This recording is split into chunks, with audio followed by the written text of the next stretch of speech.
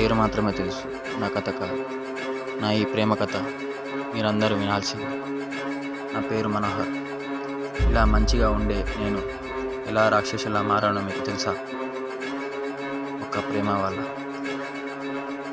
స్వర్గంలా ఉండే నా ప్రేమ కథ ఒక్కసారిగా నరకంలో మారిపోయింది.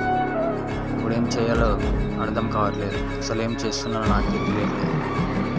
అందుకే ఒక డిసిషన్ తీసుకున్నాను. దీనన్నిటికీ నా చావే కారణం.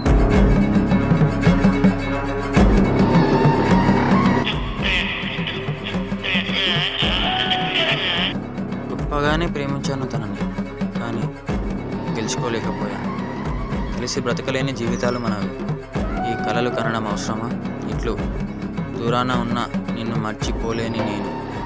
Miss you.